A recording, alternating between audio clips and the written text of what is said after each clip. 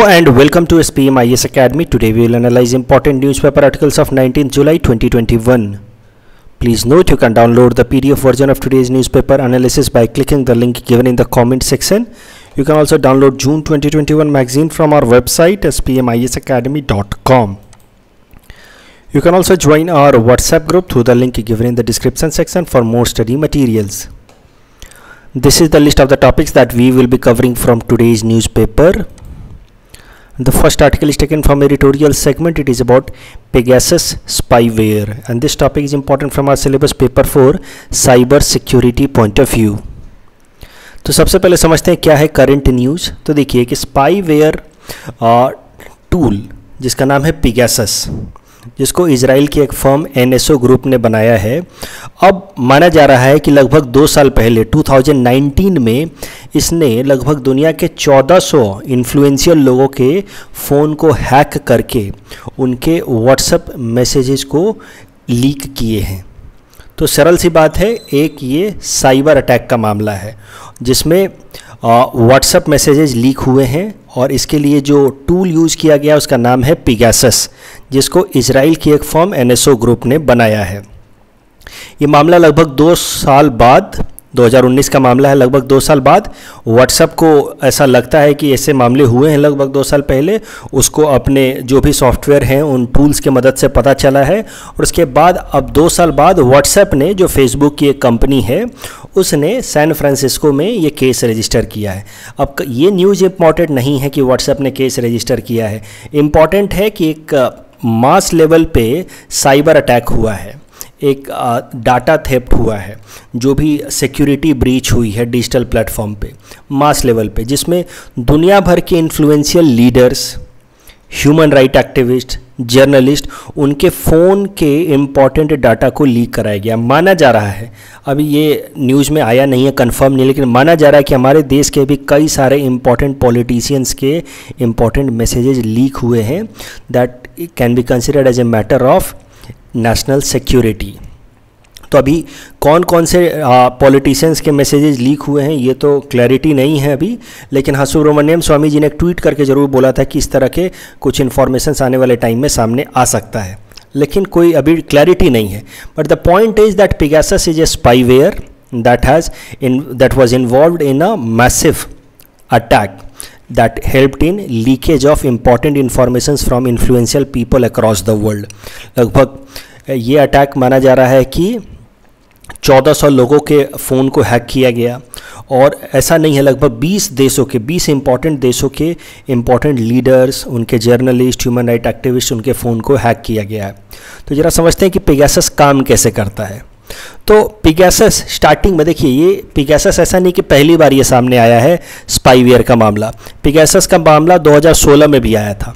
उस टाइम में पेगासस कैसे काम करता था? पेगासस जो स्पाईवेयर था, एक तरह का लिंक भेजता था किस आपके फ़ोन पे, और अगर वो लिंक को आप क्लिक कर देते थे तो फिर वो आपके फ़ोन को हैक कर लेता था।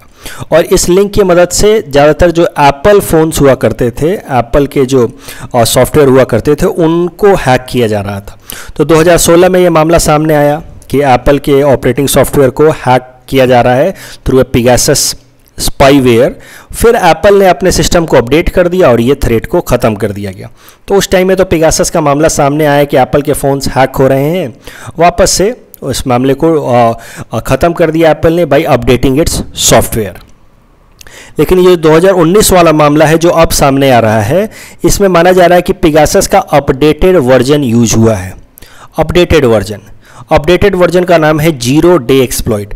तो जो भी मैलवेयर या इस तरह के स्पाईवेयर जो बिना किसी लिंक के, आपके बिना किसी गलती के आपके फ़ोन को हैक कर ले, उस तरह के स्पाईवेयर को, मालवेयर को कहा जाता है 0 day exploit. In such malware it does not even require a target user to click a link. It could be installed even through a miss call. तो आपके फ़ोन पे मिस कॉल आएगा, आप भले उसको रिसीव ना करें तो भी आपका फ़ोन इस तरह से हैक हो सकता है और आपके इंपॉर्टेंट चार्ट्स लीक हो सकते हैं। और माना जा रहा है कि जो रिसेंट वाला पेगासस अटैक है, that was Pegasus updated version, that is 0 day exploit. तो 0 डे एक्सप्लॉइट एक टेक्निकल नाम है, ये सब आप आंसर राइटिंग में अगर इस्तेमाल करेंगे तो एग्जामिनर इंप्रेस होगा कि चलिए आपको करंट इन्फॉर्मेशंस भी पता है साइबर सिक्योरिटी के। तो जो भी करंट जो हायर वर्जन के जो स्पाईवेयर हैं, मालवेयर हैं, they are a type of 0 day exploit. इनमें कैसा है कि कोई भी लिंक बिना क्लिक किए भी फ़ोन हैक हो सकता है और इम्पोर्टेंट डाटा लीक हो सकते हैं। अब एक बार ज़रा ब्रीफली समझ लेते हैं कि मैंने तो आपको बताया कि पेगासस वाज ए स्पाईवेयर। तो क्या होता है स्पाईवेयर, उसके अलावा और किस किस तरह के साइबर अटैक्स होते हैं उनको एक बार जल्दी से देख लेते हैं। So there are different types of cyber attack. Cyber attack तो ब्रीफली आप समझ ही रहे हैं कि जो भी आपका डिजिटल प्लेटफॉर्म है, डिजिटल सिस्टम है, उसको हैक कर लिया जाए, उससे इंपॉर्टेंट डाटा चुरा लिया जाए, तो इन सब तरह के अटैक को कहते हैं साइबर अटैक। तो Pegasus is just one such type of cyber attack. There are many more types. जैसे मालवेयर होता है। मालवेयर में कैसा होता है कि आपके सिस्टम में, आपके डिजिटल सिस्टम में, कंप्यूटर में एक ऐसा वायरस डाल दिया जाए जो आपके पूरे सिस्टम को डिस्ट्रॉय कर दे, मलीशियस सॉफ्टवेयर डाल दिया जाए, तो उसको कहा जाता है मालवेयर। रैंसमवेयर होता है जिसमें आपके सिस्टम को इस तरह से हैक कर लिया जाता है कि उसको लॉक कर देता है हैकर और फिर बोलता है कि मुझे पैसे दो, रैंसम दो, फिरौती दो, अदरवाइज मैं तुम्हारा सिस्टम अनलॉक नहीं करूंगा। जब आप पैसे पे करते हैं तभी जाकर के आपका सिस्टम अनलॉक होता है। उस तरह के सॉफ्टवेयर को, साइबर अटैक को कहा जाता है रैंसमवेयर। स्पाईवेयर जिसका एग्जांपल है पेगासस। स्पाईवेयर में कैसा होता है कि आपको पता भी नहीं चलता है और सीक्रेटली आपके सिस्टम से इंफॉर्मेशन चुराए जाते हैं बाय हैकिंग योर सिस्टम। एक होता है वायरस। वायरस में कैसा होता है कि आपकी जो भी फाइल है उसकी एक कॉपी बना करके चुरा ली जाती है। तो वायरस और स्पाईवेयर में एक छोटा सा अंतर है। वायरस बस एक बार काम करता है, एक कॉपी बनाता है, बस बाहर निकल आता है, जबकि स्पाईवेयर आपके सिस्टम को पूरी तरह से हैक कर लेता है। तो सामने वाला जो हैकर है वो आपके पूरे सिस्टम को हर वक्त वो आपके ट्रैक कर सकता है। तो वायरस और स्पाईवेयर में आप मान के चलिए कि स्पाईवेयर ज़्यादा हाइयर लेवल का सॉफ्टवेयर है, वायरस बस एक बार आपके सिस्टम का कॉपी बनाता है और वो फाइल चुरा लेता है। स्पाईवेयर तो आप जब भी आप सिस्टम को यूज करेंगे तब तक वो आपके सिस्टम में क्या आप कर रहे हैं वो ट्रैक कर सकता है। ट्रोजन्स भी एक तरह का साइबर अटैक है जिसमें आपके सामने एक तरह का सॉफ्टवेयर आएगा जो आपको लगेगा कि बिल्कुल भी जेन्युइन है, लेजिटिमेट है, और जब आप उसको रन करेंगे तो आपके सिस्टम को हैक कर लेगा। फॉर एग्जांपल कभी कभार आपको दिखता होगा आपके कंप्यूटर पे कि Windows needs to be updated, please click this button to update your window. और अगर वो मान लीजिए कि एक साइबर अटैक है लेकिन आपको देख करके बिल्कुल भी जेन्युइन लग रहा है, लेजिटिमेट लग रहा है, और आपने जब अपने विंडो को अपडेट किया तो या तो आपका सिस्टम हैक हो गया या फिर पूरी तरह से कोलैप्स हो गया, तो वैसे साइबर अटैक को कहा जाएगा ट्रोजन अटैक।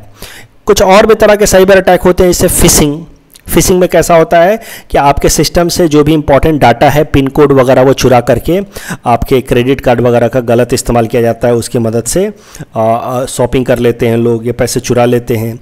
फिशिंग के अलावा एक होता है विशिंग। तो विशिंग का फुल फॉर्म हो जाएगा fishing through voice call.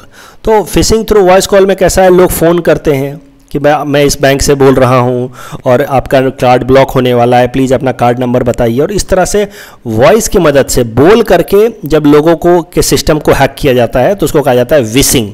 That is the difference between fishing and wishing. Fishing में कोई सॉफ्टवेयर का इस्तेमाल करके सिस्टम को हैक किया जाता है, विशिंग में और हैक करके क्रेडिट कार्ड नंबर्स वगैरह निकाले जाते हैं पैसे चुराने के लिए, जबकि विशिंग में फ़ोन का इस्तेमाल करके वॉइस की मदद से सिस्टम को हैक किया जाता है। उसके अलावा साइबर बुलिंग तो देखिए ऑनलाइन थ्रेट्स, ऑनलाइन लोग एक दूसरे को जो थ्रेटनिंग देते हैं, जैसे कमेंट सेक्शन में ही किसी ने किसी को कुछ लिख दिया, कॉम्पिटिटर से एक दूसरे को डराते धमकाते रहते हैं, निगेटिव कमेंट्स डलवाते रहते हैं, तो all such will be also kind of cyber attack that will come under category of cyber bullying. और ये जो करंट केस हम देख रहे हैं पेगासस का, जिसमें व्हाट्सएप के बहुत सारे मैसेजेस लीक हुए of influential people, that is a kind of spyware. चोरी छुपे कई सारे इन्फॉर्मेशन चुराए गए 2 साल पहले, जो अब जाकर के व्हाट्सएप को पता लगा है।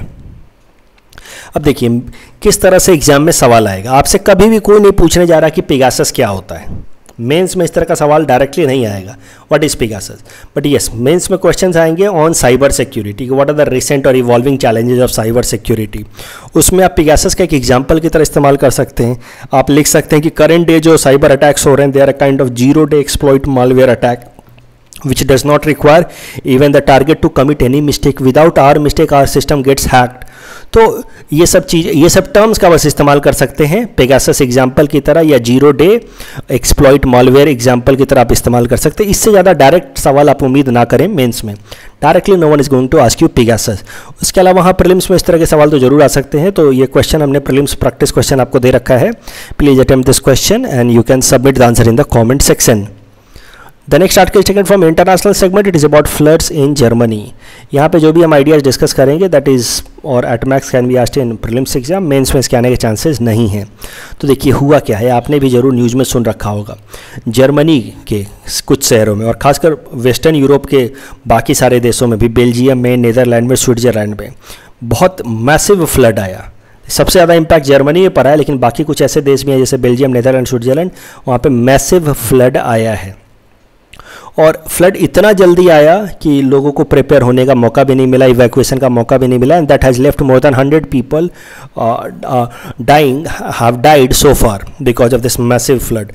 टोरेंशियल रेन हुआ एकाएक से, और फिर हुआ क्या कि बारिश लगातार होने के कारण आसपास की जो मिट्टी है वो इतनी गीली हो गई, नीचे का जो वाटर टेबल है वो बिल्कुल सरफेस तक आ गया। इतनी बारिश हुई कि वाटर टेबल सरफेस तक आ गया, और उसके बाद आसपास की नदियां भी पूरी तरह से भर गईं, और फिर नदियों का पानी पूरे शहर में घुस आया एकाएक से। And it happened hardly in 2 to 3 hours। इस कारण से लोगों को बिल्कुल मौका नहीं मिला, और it led to huge catastrophe. More than 150 people have died so far. ये आर्टिकल मैं क्यों कवर कर रहा हूँ, ताकि मैं कुछ बेसिक रिवर्स बता सकूँ जो मुझे लगता है यूपीएससी में ज़रूर पूछ सकता है, आने वाले यूपीएससी प्रीलिम्स में। ये जो विलेज जो आप देख रहे हैं, ये इमेज बिफोर एंड आफ्टर का, ये विलेज में सबसे ज़्यादा तबाही हुई है because of a river known as Ahr river. तो ये आहर रिवर मुझे लगता है जिसके कारण सबसे ज़्यादा फ्लड आया है और जिस कारण से इतनी सारी तबाही हुई है, वो आहर रिवर आपसे यूपीएससी पीटी में तो ज़रूर पूछ सकता है, और क्या पता एपीएससी में भी पूछ ले। So the towns and cities located along side the banks of the river Ahr in Germany where massively devastated. तो आहर रिवर के बारे में हमें समझना चाहिए। आहर रिवर इस एरिया में बहती है, देखो कहीं पे आहर रिवर जर्मनी के वेस्टर्न पार्ट में, इस एरिया में फ्लड आया है। जर्मनी, बेल्जियम या फिर स्विट्ज़रलैंड में कुछ इम्पैक्ट आया है, लग्जमबर्ग में भी इम्पैक्ट आया है। तो यहाँ पे कहीं पे आहर रिवर बहती है and it goes and joins Ryan river of Germany. ये देखिए राइन रिवर है, एक बहुत इंपॉर्टेंट रिवर है यूरोप की, जो ऐसे स्विट्ज़रलैंड के आल्प्स माउंटेन से स्टार्ट होती है, और फिर ये राइन रिवर ऐसे जाते हुए स्विट्ज़रलैंड, ऑस्ट्रिया का बाउंड्री बनाते हुए वापस से ऐसे लग्जमबर्ग जाते हुए ये जर्मनी में एंटर कर जाती है। तो ये राइन रिवर के बारे में ध्यान से समझिए। Rhine is very important river, it makes boundary between Switzerland and Germany for a longer distance. तो ये राइन रिवर की लेफ्ट हैंड ट्रिब्यूटरी है रिवर आहर, जिस यहाँ पे है कहीं पर रिवर आहर, जिसमें सबसे ज़्यादा फ्लड आया, जिसके कारण आसपास के गांव में सबसे ज़्यादा तबाही हुई है। तो रिवर आहर आपसे पूछ सकता है कि ये रिवर राइन की लेफ्ट हैंड ट्रिब्यूटरी है कि right hand tributary. It will be left hand tributary of river Rhine. उसके अलावा अगर आप रिवर आहर के बारे में देखें तो it starts in Alps mountain of Switzerland and then it makes boundary between Germany and Switzerland and then it moves into Germany and then it drains into North Sea। यहाँ पे आप देखिए रॉटरडम शहर नीदरलैंड्स का इसी के किनारे पे है। एक बात और आपको ध्यान रखनी है कि राइन रिवर दो it is very important river of Europe but it is not the longest river of Europe. इसकी लेंथ हार्डली 1200 किलोमीटर है, जबकि यूरोप की सबसे लंबी नदी है Volga river which is about 3400 kilometre long. तो इस टॉपिक के बेसिस पे दो ही चीज़ें आपको याद रखनी, ज़्यादा नहीं सोचना है।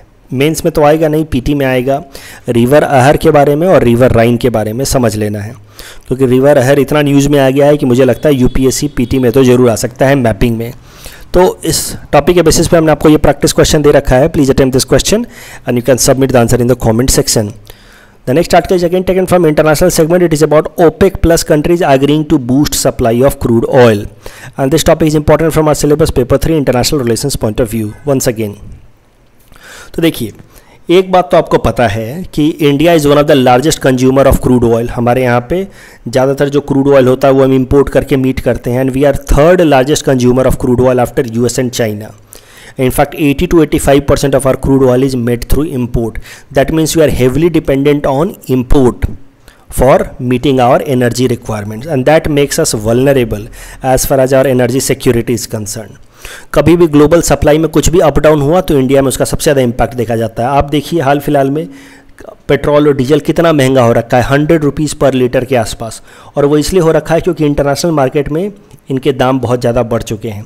इस कारण से डोमेस्टिक मार्केट में इनके दाम बढ़ गए हैं। और पेट्रोल डीजल का दाम बढ़ने से फिर क्या होता है, ट्रांसपोर्टेशन महंगा होता है। ट्रांसपोर्टेशन महंगा होता है तो एग्रीकल्चरल प्रोडक्ट्स महंगे हो जाते हैं, क्योंकि आखिर फल सब्जियां भी तो ट्रांसपोर्ट होकर के एक जगह से दूसरे जगह पहुंचती हैं, तो हर चीज़ महंगी हो जाती है। और यही कारण है कि हमारे देश में पूरी तरह से महंगाई ऊपर साइड में चल रही है। आप देखिए पिछले महीने होलसेल प्राइस इंडेक्स इन्फ्लेशन लगभग 12% के आसपास था। तो उसके पीछे पिछले साल का लॉकडाउन भी एक कारण है, लेकिन एक मेजर कारण ये क्रूड ऑयल का बहुत ज़्यादा प्राइस होना भी कारण है। तो मुद्दा ये है कि क्रूड ऑयल ज़्यादातर हम इंपोर्ट करके मीट करते हैं, और इंटरनेशनल मार्केट में फ्लक्चुएशंस के कारण हमारी जो है एनर्जी सिक्योरिटी हमेशा खतरे में बनी रहती है। वही हुआ है इस केस में भी।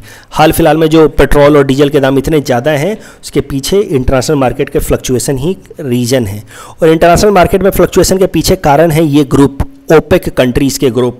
ये ओपेक कंट्रीज़, इनके बारे में भी आप जब देखेंगे तो समझेंगे कि they are one of the largest crude oil supplier of the world. One of the largest क्या, they are in fact the largest. दुनिया का 80 to 85% क्रूड ऑयल यही लोग सप्लाई करते हैं। इनका फुल फॉर्म है organization of the petroleum exporting countries. So they are an intergovernmental organization. उनका हेडक्वार्टर वियना में है, ऑस्ट्रिया में। पीटी पॉइंट ऑफ व्यू से ध्यान रखना, इसको बगदाद में बनाया गया था 1960 में, विद द मेन पर्पस कि भाई हम ही लोग हैं दुनिया के main crude oil supplier, so let us collaborate with ourselves, कि मिल करके ध्यान से बनाए कि ऐसा ना हो कि कभी भी हम लोग ज़्यादा क्रूड ऑयल प्रोड्यूस कर दें जिस कारण से इंटरनेशनल मार्केट में दाम गिर जाए। So they coordinate with each other in order to release only limited amount of crude oil in the international market, so that the price never gets plummeted, the price always remains a stable one. ये हमेशा नहीं चाहते। देखिए मान लीजिए कि 10 लोगों के पास ही तेल है, तो नेचुरली ये 10 लोग कोलैबोरेट कर लेते हैं कि कोई भी इतना ज़्यादा तेल ना बनाना शुरू कर दे कि इंटरनेशनल मार्केट में सप्लाई बढ़ जाए, और सप्लाई बढ़ जाए तो दाम गिर जाए। So they keep supply very limited, steady, so that the price also remains steady and stable. तो ये ओपेक कंट्रीज़ देखो, दुनिया के बस 5 कंट्रीज़ ने मिलकर के बनाया था वैसे तो, Iran, Iraq, Kuwait, Saudi Arabia और वेनेजुएला। ध्यान रखना यहाँ पे ईरान और सऊदी अरबिया एक साथ थे, ठीक है। लेकिन धीरे धीरे बाकी कंट्रीज़ ने भी इसको ज्वाइन करना शुरू किया, और आज के टाइम में इसके टोटल 14 मेंबर कंट्रीज़ हैं। और जैसा कि मैंने पर्पस बताया, the purpose is to coordinate petroleum policies amongst the member countries in order to secure fair and stable price. अब जो ओपेक कंट्रीज़ हैं, जैसा कि मैंने आपको बताया, 80% of world's oil reserve belongs to these OPEC countries only. यहाँ पे आप डाटा देख सकते हैं। ओपेक कंट्रीज जो भी ऑयल रिजर्व है इसका लगभग 80% belongs to OPEC, and only remaining 20% belongs to non OPEC countries. उसमें भी ओपेक में भी किसके पास कितना है वो यहाँ पे मैंने दे रखा है। सबसे ज़्यादा जिसके पास है ऑयल रिजर्व, वो बस याद रखने की आपको जरूरत है। Answer is Venezuela. It's a country in south America, Venezuela, और इसके पास सबसे ज़्यादा ऑयल रिजर्व है। लगभग 25.5% oil reserve belongs to Venezuela. तो ये हैं ओपेक कंट्रीज़। यहाँ पे है वेनेजुएला, और इसके पास ऑयल रिजर्व दुनिया में सबसे ज़्यादा। और दूसरे नंबर पे है सऊदी अरबिया, तीसरे नंबर पे है ईरान, चौथे पे इराक। तो पहला, दूसरा, तीसरा बस याद रखो। तो ये है ओपेक कंट्री जो आपस में कोऑर्डिनेट करके ही ऑयल प्रोड्यूस करते हैं, ताकि पूरे दुनिया भर में ऑयल की सप्लाई लिमिटेड रहे, ताकि दाम बना रहे, प्राइस क्रैश ना हो। अब एक और ग्रुपिंग बनाई गई, ओपेक के बाद एक ग्रुपिंग बनाई गई जिसको नाम दिया गया ओपेक प्लस। तो ये एक इनफॉर्मल ग्रुपिंग है जिसमें ओपेक के ऊपर से और कुछ कंट्रीज़ को ऐड कर लिया गया कि चलो ठीक है, जब भी तेल के दाम डिसाइड किए जाएंगे तो आपसे भी ओपिनियन ले लिया जाएगा before deciding price finally. So OPEC was extended informally to some extent, and more countries were added into it as an informal member, जिसको नाम दिया गया इनफॉर्मल ग्रुपिंग को ओपेक प्लस, जिसमें कई सारे नए देशों को ऐड किया गया, जैसे Azerbaijan, Bahrain, Brunei, Kazakhstan, Malaysia, Mexico, Oman, Russia, तो South Sudan and Sudan. So these countries are not part of OPEC but they are part of OPEC plus, an extended version of OPEC, जिसमें Russia भी एक member है। अब current news पे आते हैं। जैसा कि मैंने आपको बताया, what is the reason behind high petrol and diesel prices in India. हुआ क्या कि जब पिछले साल लॉकडाउन लगे थे तो दुनिया भर में तेल के डिमांड कम हो गए थे, क्योंकि फैक्ट्रियां बंद थीं, ट्रांसपोर्टेशन बंद था, तो तेल के डिमांड कम थे, तो इन्होंने प्रोडक्शन भी कम कर दिया ओपेक कंट्रीज ने। तो पिछले साल प्रोडक्शन काफ़ी कट डाउन किया इन्होंने। They cut down production by about 10 million barrels per day. It's a huge amount. इन्होंने इतना सारा प्रोडक्शन डेली बेसिस पे कट डाउन कर दिया।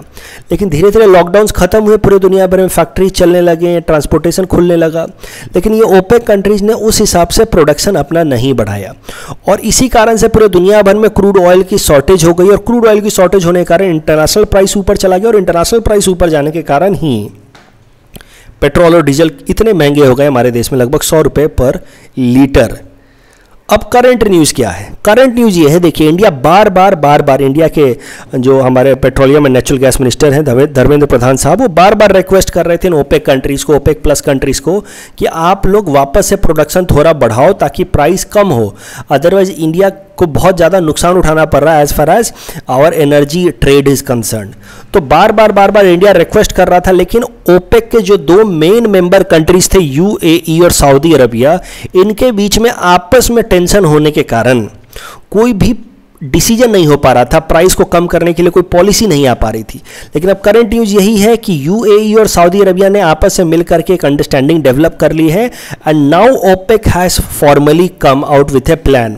OPEC plus countries in fact have formally come out with a plan that from coming 1st August they will be increasing production of crude oil across the world। तो जब crude oil का production बढ़ेगा तो आप मान के चल सकते हैं कि इंटरनेशनल क्रूड ऑयल के दाम घटेंगे, और इंटरनेशनल क्रूड ऑयल के दाम घटेंगे तो हमारे देश में भी पेट्रोल और डीजल कुछ हद तक सस्ता होगा, और पेट्रोल डीजल सस्ता होगा तो हमारे देश में इन्फ्लेशन भी कुछ हद तक कम हो जाएगा। The next article is taken from Assam segment. It is about composite water supply system of Assam. This topic is important from our syllabus paper 6 Assam issues point of view। तो देखिए इस article में बात की गई है about A project जिसका नाम है composite water supply system for sustainability and quality, CWSSQ। ये एक वाटर सप्लाई प्रोजेक्ट था जो शुरू किया गया था दिमोरिया और चंद्रपुर डेवलपमेंट ब्लॉक के लिए, कि भाई इस एरिया में वाटर सप्लाई करेंगे हम लोग। इस वाटर सप्लाई सिस्टम में फोकस किया जा रहा था कि कोलोंग नदी से, कोलोंग नदी के बारे में बाद में देखेंगे डिटेल में, लेकिन कोलोंग नदी से पानी लिया जाएगा, उसको ट्रीट करके प्रॉपर वाटर ट्रीटमेंट करके आसपास की लोकेलिटी में चंद्रपुर और दिमोरिया वाले डेवलपमेंट ब्लॉक में सप्लाई किया जाएगा।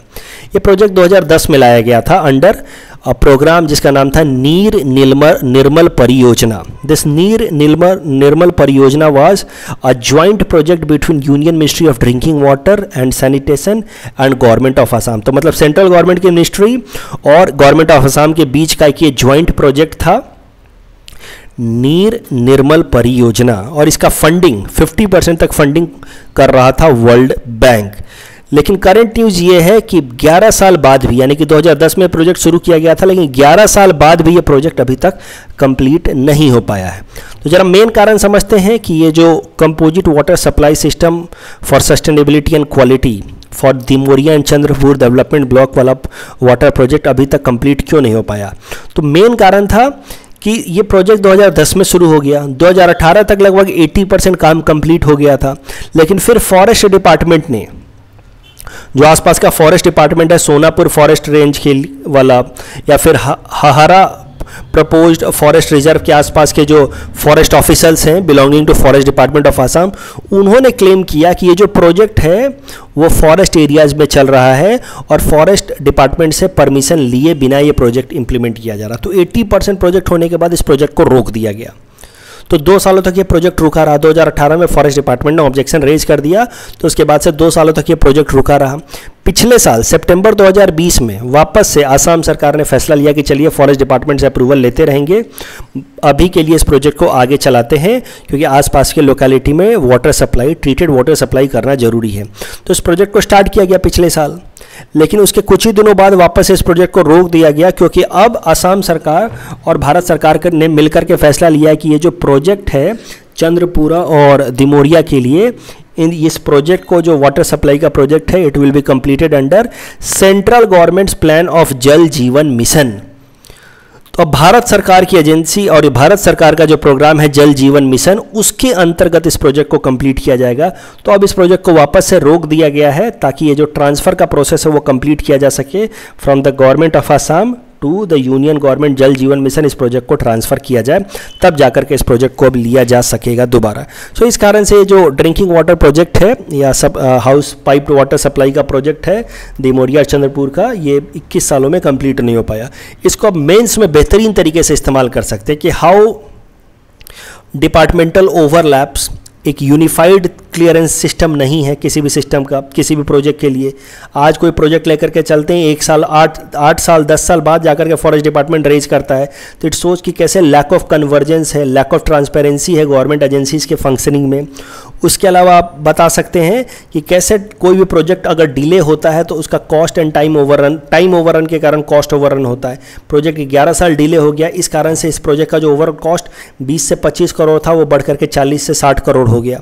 तो इस तरीके से प्रोजेक्ट का टाइम ओवररन होने के कारण कॉस्ट ओवररन भी होता रहता है। That leads to huge inefficiency and wastage of resources in the government department. तो इसको तो अभी मैंने पढ़ा दिया, मेंस में इसका कैसे इस्तेमाल करेंगे, जब मेंस आएगा तो मैं आपको सिखाऊंगा कि कैसे इसका इस्तेमाल करना है। अब पीटी पॉइंट ऑफ व्यू से ध्यान रखो, ये जो प्रोजेक्ट है इसके अंदर ये जो कोलोंग नदी है इसके पानी को ट्रीट करके और सप्लाई करने की बात की गई। तो जो कोलोंग नदी है ये कैसा है कि ये नगांव के आसपास ब्रह्मपुत्रा से सेपरेट हो जाती है। ये कोलोंग नदी एक्चुअली ब्रह्मपुत्रा से ही बनती है, it separates out of Brahmaputra, और फिर गुवाहाटी के पास कोलंग पर एरिया में जाकर के, गुवाहाटी के पास ये जाकर के वापस से ब्रह्मपुत्रा में मिल जाती है। और उसी से पहले इसके नदी का पानी लेकर के इसको ट्रीट करके और कुछ आसपास के एरिया में दिमोरिया और चंद्रपुर में इसको सप्लाई करने की बात चल रही थी, ये प्रोजेक्ट चल रहा था। तो ध्यान रखना, कोलोंग नदी comes out of Brahmaputra and meets into Brahmaputra, comes out of Brahmaputra near Nagaon and meets into Brahmaputra near Guwahati Kolongpur area. The next article is again taken from Assam segment. It is about Poki, and this topic is again important from our syllabus paper 6 Assam issues point of view.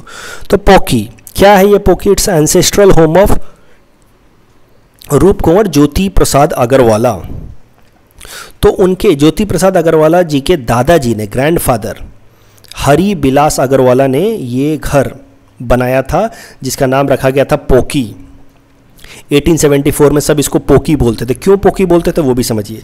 It was the first concrete यानी कि पक्का house in Tezpur, और इसीलिए लोग उसको पक्की पक्की बोलते रहते थे, ये पक्का हाउस है तो इससे इसका नाम पोकी हो गया।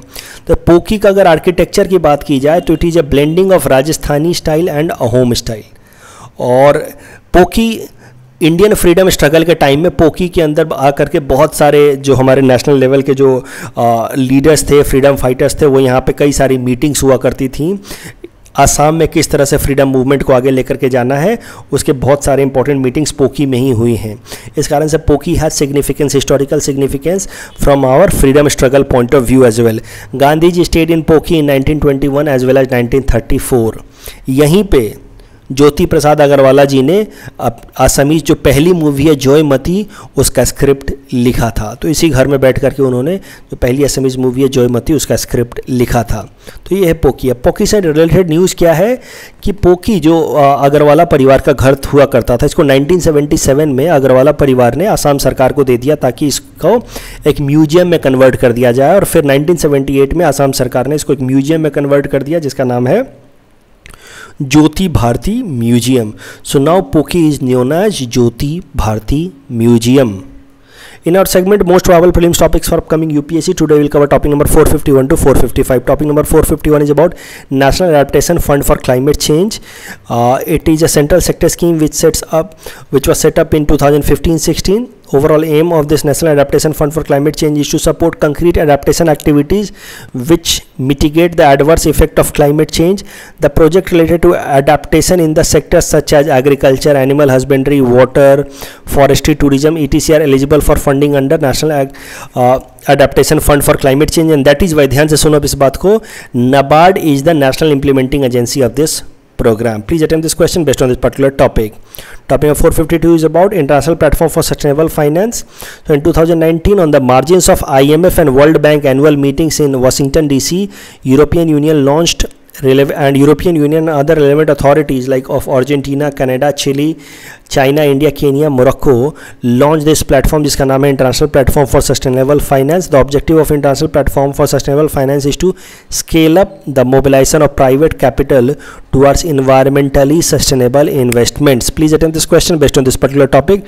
Topic number 453 is about Coalition for Disaster Resilient Infrastructure. So it is not an intergovernmental organization, but it was launched by Prime Minister Narendra Modi in United Nations Climate Action Summit in 2019. Its main aim is to promote the resilience of new and existing infrastructure system to climate and disaster risk, thereby ensuring sustainable development. Please attempt this question based on this particular topic. Topic number 454 is about United Nations Conventions on Combating Desertification. It was established in 1994 and which is the sole legally binding international agreement. The convention addresses specifically the arid, semi-arid and dry sub-humid areas known as dry land. ध्यान रखना, इस बात का ध्यान रखना, it is the sole internationally binding international agreement. एक था जैसे हमने मॉन्ट्रियल प्रोटोकॉल पढ़ा था, that was the universal agreement. UNCCD is sole legally binding international agreement. और उसके अलावा the conference of party has held 14 sessions so far. और इसकी कॉन्फ्रेंस ऑफ पार्टीज की बाई एनुअल मीटिंग होती है since 2001. Conference of party number 14 took place in 2019 in New Delhi, India. Please attempt this question based on this particular topic. Topic number 455 is about Shannon Winner Diversity Index. It is a measure of diversity that combines species richness and the number of species in a given area and their relative abundance. तो किसी भी area में कौन कौन से species हैं, कितनी उनकी कितने तरह के स्पेसीज हैं, ये सब को मेजर करने के लिए एक इंडेक्स का इस्तेमाल किया जाता है जिसका नाम है Shannon Winner Index. India is one of the 17 mega diverse countries in the world according to Shannon Winner Index. India's state of the forest report 2019 assessed Shannon Winner Index for 16 biodiverse areas in India. The index shows tropical evergreen forest is high in Karnataka and followed by Kerala. तो सबसे ज़्यादा tropical evergreen forest कौन से state में है? कर्नाटका में, उसके बाद केरला में है. सो इस टॉपिक के बेसिस पे प्रैक्टिस क्वेश्चन हमने दे रखा है. Please attempt this question and you can submit the answer in the comment section. This is the answer of question number 446 to 450 that we are given in yesterday's newspaper analysis. Today's question can be attempted by students and you can submit the answer in the comment section. We'll be sharing answer of these questions in tomorrow's newspaper analysis. कल जो हमने practice question दिया था उसका answer देख लेते हैं. Sunil Biplab scheme is related to a fishery sector and Hubble telescope. It is a low earth orbit telescope that was recently launched by NASA in collaboration with the European Space Agency. Absolutely correct. But ये देखिए, ये statement अभी तक तो ठीक था. लो earth orbit NASA ने launch किया यूरोपियन स्पेस एजेंसी के साथ, यहाँ तक तो ठीक था. लेकिन रिसेंटली के कारण ये गलत हो जाएगा क्योंकि ये 1990 में लॉन्च किया गया था. So it's not launched recently. उसके अलावा it has a very large lens diameter of 40 metre. This is also wrong. इसका लेंस डायमीटर हमने देखा था 2.4 मीटर का है. So the correct answer will be option D, none. That's all from our side for today. Thanks for watching.